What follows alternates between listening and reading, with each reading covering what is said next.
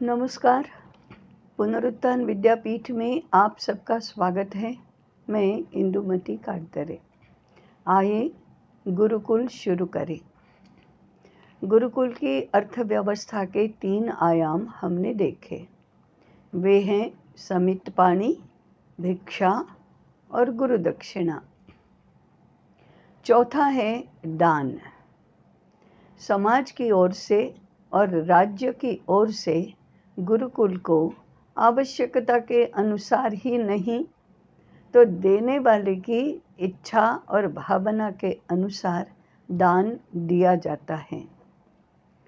राज्य की ओर से दिया जाने वाला दान आजकल अनुदान कहा जाता है और अनुदान की ऐसी अटपटी व्यवस्थाएं होती है, इस प्रकार का नियंत्रण होता है, इस प्रकार की शर्तें होती हैं कि गुरुकुल इस प्रकार का अनुदान लेना कभी नहीं चाहेगा, परंतु राज्य अपने ओर से अपनी स्वेच्छा से या गुरुकुल को जानकर पहचानकर उसकी आवश्यकताओं को जानकर उसके अनुसार दान देने की स्वयं व्यवस्था करे, इसी को दान भी कहा जाता है।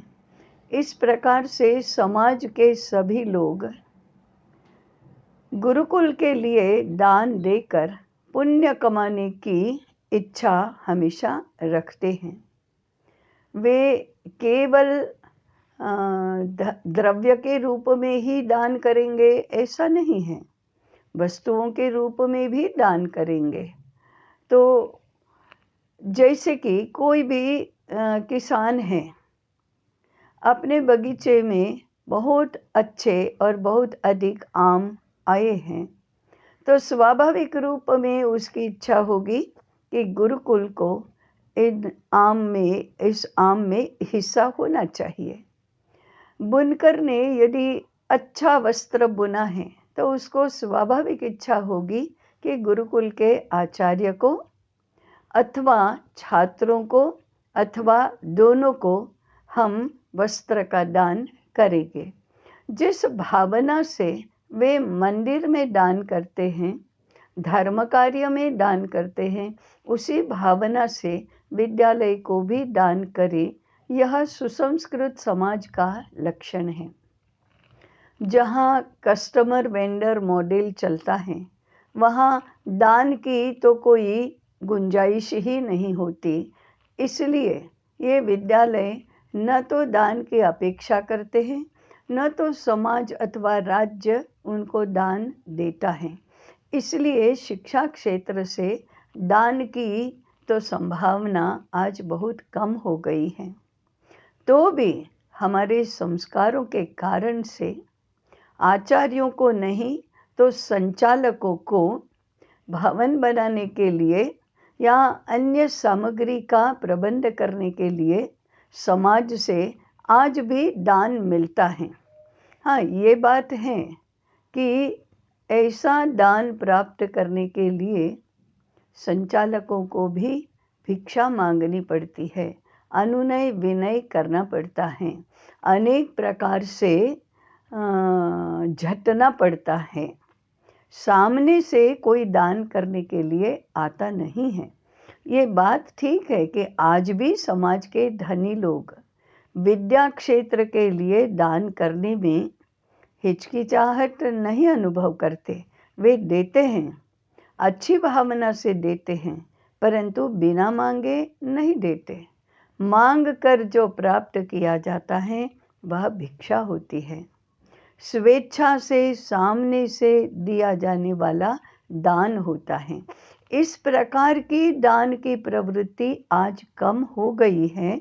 इसका कारण यह कस्टमर वेंडर मॉडल ही है और दान भी राजस्व दान अधिक होता है। प्रतिष्ठा के कारण से, प्रतिष्ठा से प्रेरित होकर लोग दान करते हैं, फिर भी दान करते हैं। अतः गुरुकुल का निर्वाह बहुत अच्छी तरह से होता है। 4 प्रकार की ये जो व्यवस्था बताई, समित पाणी, भिक्षा, गुरु दक्षिणा और दान, इससे संकेत यह मिलता है कि गुरुकुल का निर्वाह करना समाज की जिम्मेदारी है और समाज इसे अच्छी तरह से जानता भी है और निभाता भी है। ऐसी व्यवस्था आज भी हम चाहें तो आ सकती है, फिर भी क्यों नहीं आती, इसका विचार करना, चिंतन करना गुरुकुल के आचार्यों का ही काम है, उनका ही दायित्व है। उन्होंने ही अर्थनिरपेक्ष शिक्षा कैसे होगी, इसका विचार और साथ में प्रयोग करना है। तो ये सारी जो अर्थव्यवस्था है वह परिष्कृत कैसे हो, पर्याप्त कैसे हो और सुसंस्कृत कैसे हो, इसका विचार करना ही धर्मानुकूल गुरुकुल की अर्थव्यवस्था का विचार करना हुआ। इसके कई व्यावहारिक आयाम और आज यह सब कैसे संभव है, इसका विचार हम अगले अध्याय में करेंगे। तब तक जुड़े रहें और चिंतन यात्रा में सहभागी बने। नमस्कार।